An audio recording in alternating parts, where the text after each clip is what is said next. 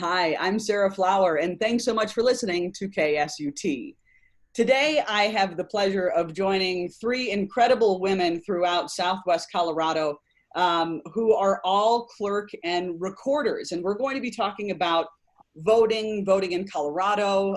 We have, if you haven't heard, a big 2020 election coming up, and we're doing it in the middle of a global pandemic. We are joined today with Montezuma Clerk and Recorder Kim Parcell, Tiffany Archuleta, Clerk and Recorder for Archuleta County, and Tiffany Lee Parker, President of La Plata County Clerk and Recorder, let's start that again. Start over, Sarah. Tiffany Lee Parker, La Plata Clerk and Recorder. Ladies, thank you so much for joining us here today. Thanks for having us.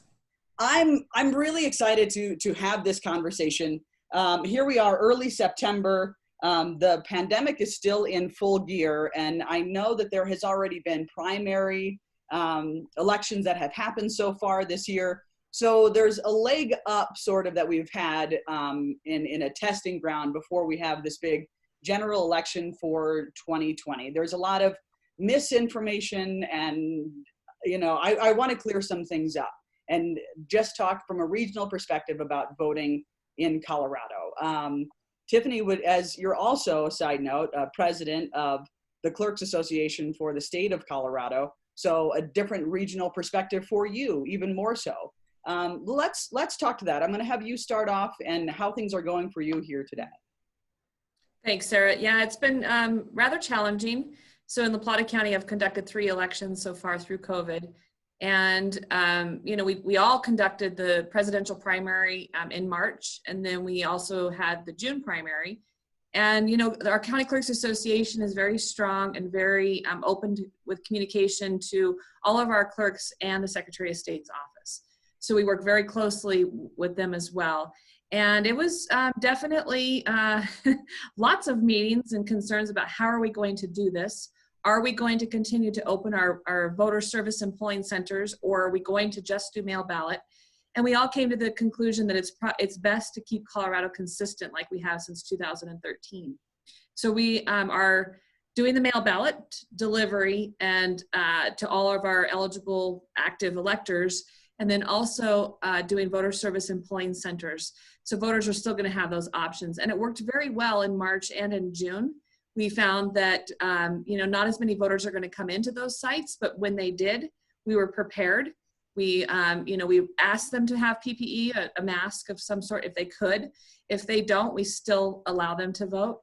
We also have trained election judges that are ready to, sanitize all the equipment and keep the flow of people very safe.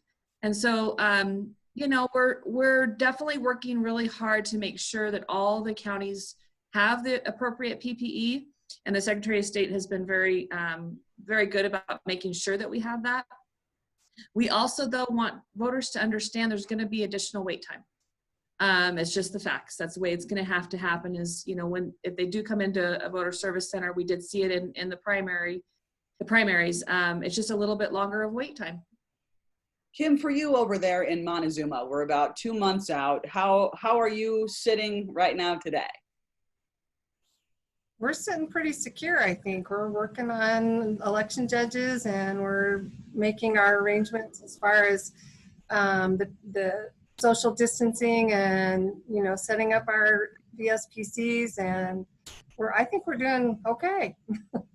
And feeling ready for it. Now, how many polling stations will you have for November? We will have 4 polling stations. 1 in Dolores, 1 in Mancos, 1 in Toyac, and then here at my office. And Christy, for you over there in Archuleta, as Pagosa is your city out there in the county, how many polling stations are there out for you, and how has this been in such a rural area? We only have the one VSPC here at my office, and it's lots of people are relying on our drop box out front that we have at the courthouse. That's actually how we received most of our ballots for the last two elections. And we are actually adding another drop box in Arbalese this election. So we're pretty excited about that because that's a 38-minute drive for our voters that live there. There's a time nationally where just this past week, the President of the United States has encouraged people to vote twice, once in mail-in and once in person. And it's confusing as to a state of Colorado that has had the Gold Star standard really across the nation in mail-in voting. I believe there are 9 states in the United States, but Colorado has really had this dialed in. As myself, I've only voted by mail, so I don't know another way to do this, and it has always felt secure, and I've always felt counted. I think this is such an interesting dynamic. I think when you zoom out a little bit of your state, if you have this mail-in component, let's talk about this confusion and clear some things up that maybe some of our constituents in your counties are experiencing and feeling during this time. Tiffany, would you like to start? Sure, absolutely. So here in Colorado, we have what's called a centralized voter registration database. So we're all on the same database. So if I cast my mail ballot, it's going to reflect that immediately. So if I try to go in person, it's not going to be, it can't happen. It's not allowed. So say a voter votes in La Plata and then they drive over to Montezuma and they try to cast a vote, can't happen. Same thing if they run over to Christie's County in Archuleta, they try to cast a vote, it can't happen. So that's a really good security for us. And if there's any kind of a question about, if they say, no, I didn't do that, that type of thing, we can issue them a provisional ballot. And then that provisional ballot will be held until we can verify the accuracy of the other record to ensure that they truly were the ones that cast that mail ballot. Because we do signature verification on every single mail ballot envelope. People don't realize that. Every single ballot or envelope is compared against their current record to ensure that that's the voter that cast the vote. So it's very, very unfortunate that that's what's coming down from the national level, that we're seeing that and that encouragement, because unfortunately, the prosecution will be on that voter.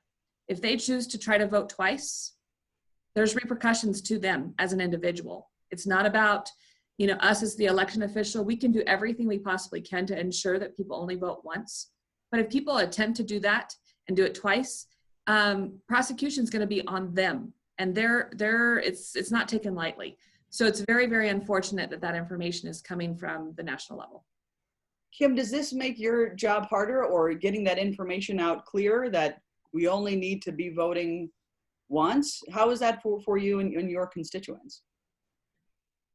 Well, I believe that education is the easiest way to move forward, with this, because the more people understand our process and they understand our risks and our precautions, then they understand how the process works and they understand what's going to happen if they do try to vote twice.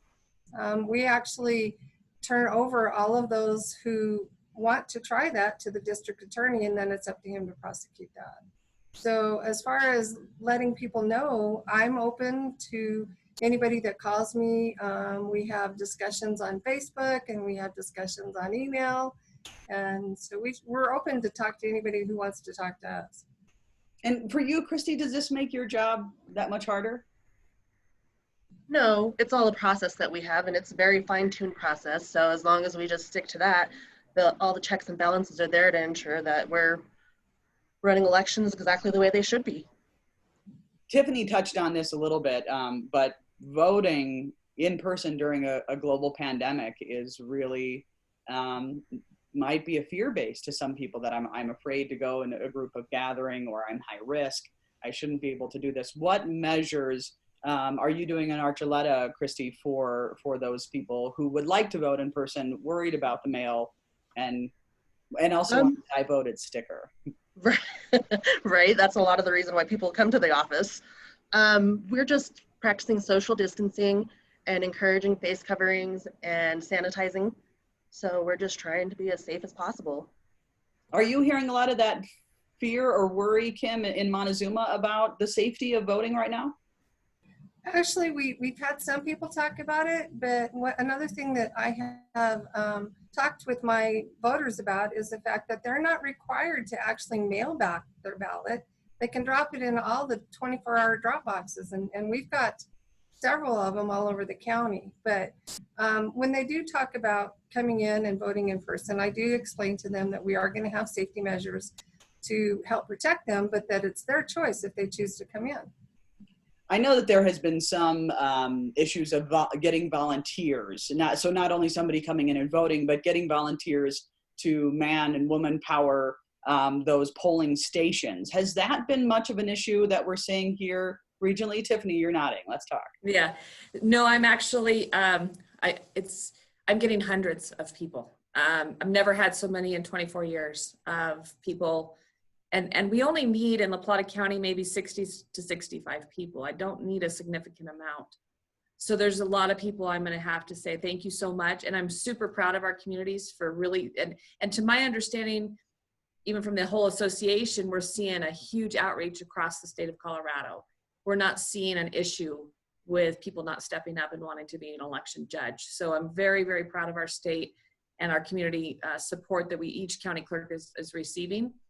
So at this stage, I would ask, that we don't need additional people in my county. I think I see nodding of heads with Christy and Kim. We're already all scheduling that now. I mean, this is the time we get all of the scheduling done, we get their trainings done, we get all their payroll information done.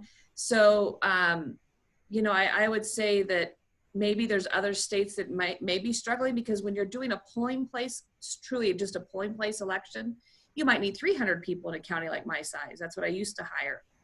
Now with mail ballot and with COVID, we have to reduce down the number of people that we're actually having work in our offices. And that's one thing I want to make sure that the public understands is we may not see election results as timely as normal. And that's only because we can't have the number of election judges working at the same time. So maybe I used to have 25 to 30 working my mail ballot room, and now I have to scale that back down to 10 is all I can have in there. So that's less people that can process all those ballots. And on election day, you can see 15 to 20% easily come in on election day. We have to process all of that. And we have to ensure the integrity of every vote. So we can't just quickly provide results. It's not going to happen. I would anticipate we're going to see results another day or so after the election for the unofficial results, not instantaneously like we usually do on election night. For you, Kim, do you think that are you experiencing the same challenges that Tiffany is in the reduction of people that are helping out? I think that I have not had people withdraw as wanting to be an election judge, but I do agree that we're gonna have to make sure that our election judges are doing the statutory 6-foot distancing, and in a small office like I have, that's quite a challenge because our election room only holds a few people at a time anyway. So, and then to make them be within 6 foot. So yeah, I think we are going to have some issues with that. Are you seeing the same thing, Christy, for Archuleta? Yes, we're very limited on space. So for the June primary, we actually had our deconstruction judges come in shifts. We had half of them come in the morning and then the other half in the afternoon. So we have to work with what we got just to make it as safe as possible for our judges and the voters. And people will ask me, why don't you move it to, a big facility, like a big warehouse or a big, they don't understand that can compromise our security. We have video surveillance, we have locked access, our doors are very restricted. We know, our facilities with the tabulation equipment, it's not networked. So we all have our independent servers that are secured. We can't just relocate all of that just like that. It just is not going to happen. It's not secure. So I think that, I think overall Americans will understand we're going to have a little delay, and it's understandable to the reason of why that's going to occur. Do you think being in a rural area, we face different challenges? As our ballots here in Southwest Colorado, we go to a sorting station in Albuquerque, New Mexico before coming back. And I don't think that's the case in the rest of the state of Colorado.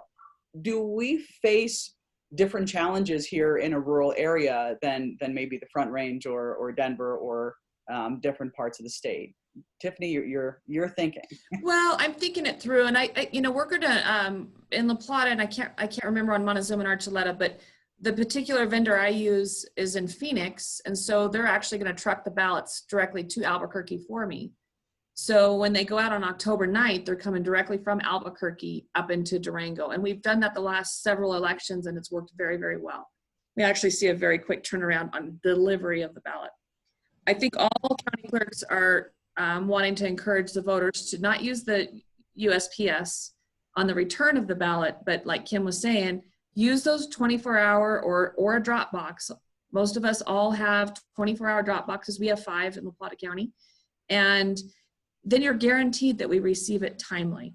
So as far as COVID related, I think we're probably a little bit better than maybe the metro areas where we don't have the high number of cases.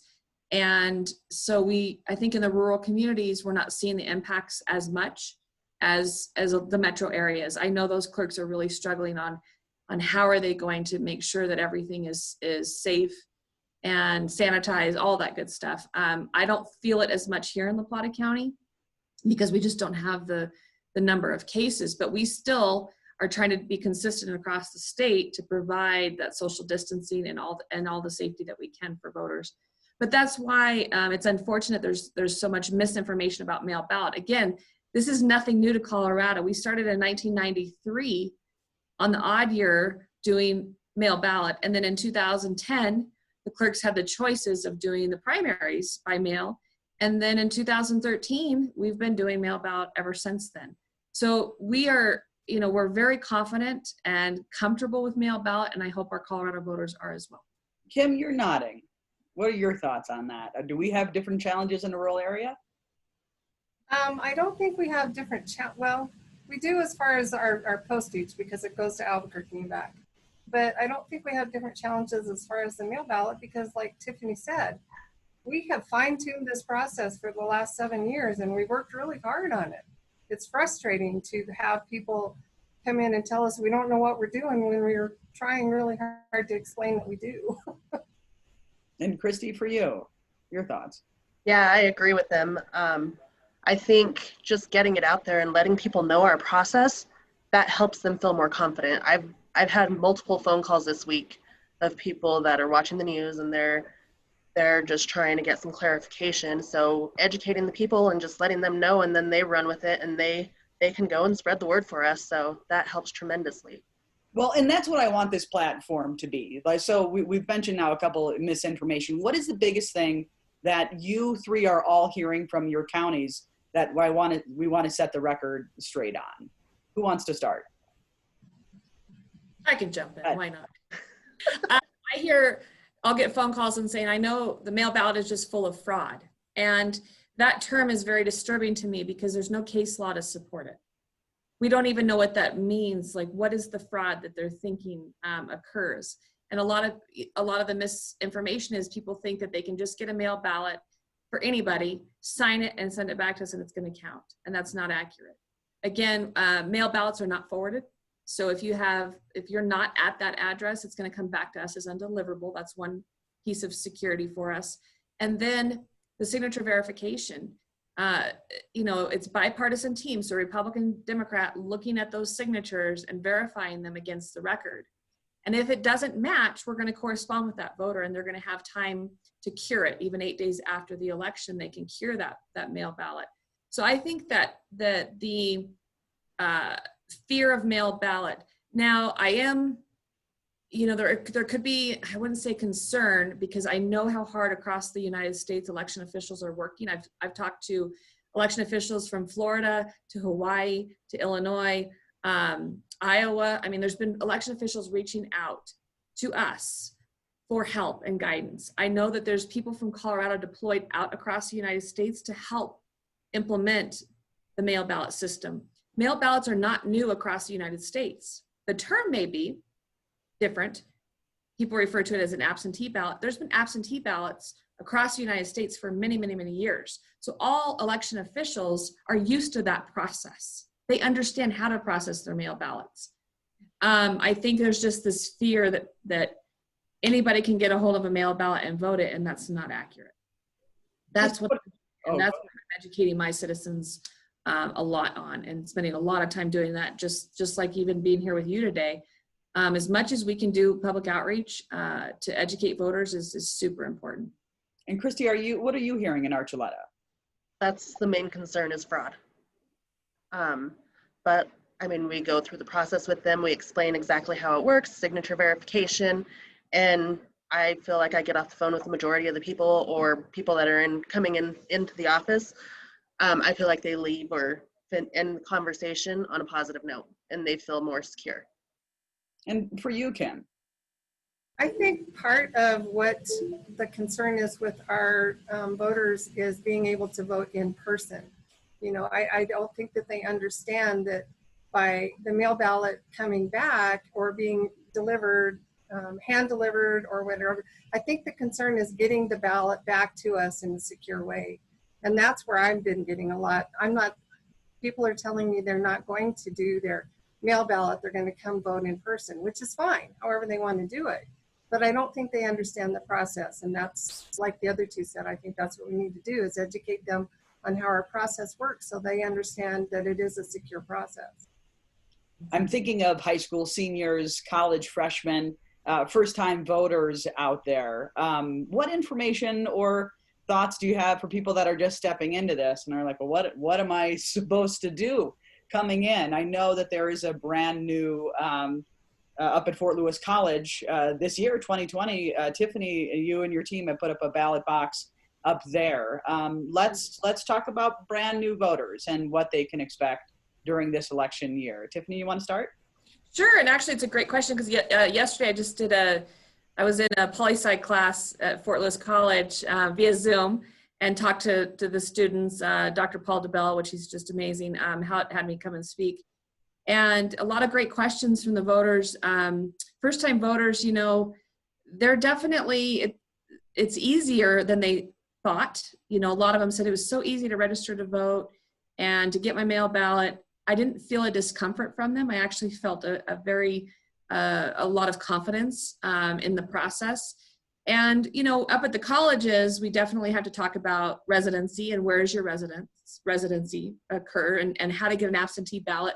So like at Fort Lewis, we have maybe Alaskan students that need to make sure they retain, and other students retain their residency in their state. So how do they get that absentee ballot? So we went over that yesterday, of reaching out to your state and your election official. And if you don't know who that is, go to your Secretary of State's office and they can direct you back to which county clerk you need to speak to, or election official.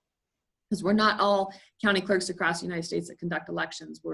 You know, there's election officials that are appointed to conduct the elections. So first-time voters, I think it's this whole education piece that we're working extremely hard on, to how to get registered, number one. And in Colorado, we don't have registration deadlines. So it's really great for them. Even on election day, they could come in and register to vote as long as they've been a resident for 22 days. And then the different options that we have, people do have a misinformation that we're only offering mail ballot in Colorado, and that's not true. We're not changing our model whatsoever with COVID. We're keeping it consistent, so there isn't voter confusion. And I think that finding out where they can educate themselves on the material that are within their ballot. So when they get all of that, and they look at 11 different initiatives on the ballot, they're going to go, wow, what am I going to do here?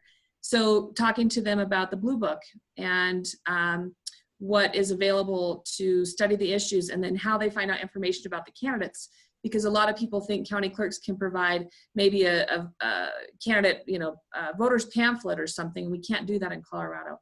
They have to independently go out and seek that information about the candidates. So I do personally spend a lot of time at the college and the high schools, just trying to educate our younger voters and new voters about, you know, what are the different options in Colorado.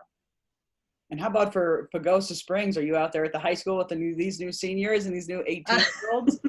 Actually, we have lots of people that are calling to get information from us. We haven't been to the high school, but we have reached out to the principal and just provided them any information, give them our Facebook link, our web page, and they go ahead and they make that information available to the students. So. And how about over in Cortez? How about those high school students? Well, I always start the year by contacting the high schools and all of the local high schools and talk to them about voter registration and that sort of thing. And then we don't actually make any kind of a event to go talk to them or anything unless they ask us to, but we're always open to them. I think the other component that is really unique here in Southwest Colorado, and particularly in these three counties, is the Native American perspective and the tribal representation. Native voting has statistically been very low. And I know in this region, to boost that up, Kim, you have a new polling or a new drop box in Toyac to be able to do that with. Like, let's talk about the Native vote and increasing that number that's historically been pretty low. So we've actually had a 24-hour drop box in Toyac for several years now. This year we are adding a vote service polling center to Toyac that will be manned the day before election and on the Monday before, and then on election day. So we're trying to do what we can to, we've actually used their, I'm trying to think of what the word is. They use a informational screen at the tribal headquarters, and we've advertised on that for voter registration, where to register, and that sort of thing. So that's great. And how about for the two counties with the Southern Ute Indian tribe? Mm-hmm. So in La Plata, we've had a 24-hour drop box down at the Farmers Fresh Market for quite a while, since 2015, I think it was, and heavily used. And we believe the Southern Ute tribe is a pretty active voting community. So I haven't seen, the data that maybe is across the United States on the non-voting. However, we are adding another voter service and polling center at the museum. So the Southern Ute Cultural and Museum Center right there off the highway, which is going to be really accessible to voters.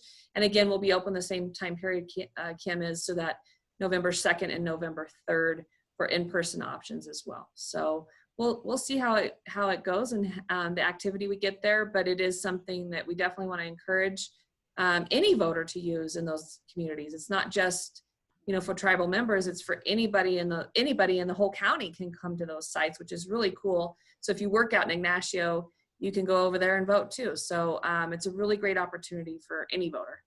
And Christy, for you? So we are adding a drop box in Arbalese, so that way it's more accessible for voters to drop their ballots there.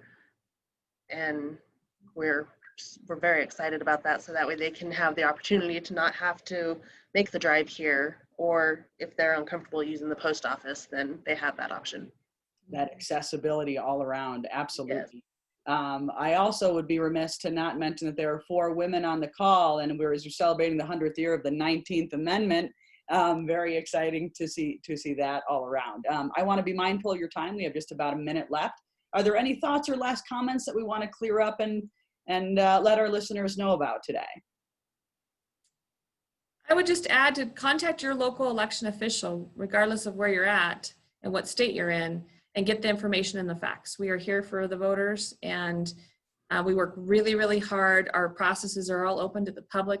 I give tours all the time when we're actively in the election, so people feel more comfortable. So I would really encourage people, rather than listening to social media and misinformation, to reach out to your local elected official and ask those questions and get comfortable with the process, because we have very, very good elections, not only in Colorado, but across the United States. And Christy, for you, last thoughts. Yeah, I definitely agree. If you have any questions, reach out. We're more than willing to share information, and that just helps get the word out there and exactly how secure our processes are. And Kim? I'd say go to www.govotecolorado.gov and verify your information. Make sure that your ballot's going to be returned or mailed to you where you want it to be mailed to, and then get it back to us quickly. Kim Purcell, Montezuma County Clerk and Recorder. Christy Archuleta, Clerk and Recorder out there in Archuleta County. And Tiffany Lee Parker, Clerk and Recorder for La Plata County. Ladies, thanks so much for joining us here today on KSUT.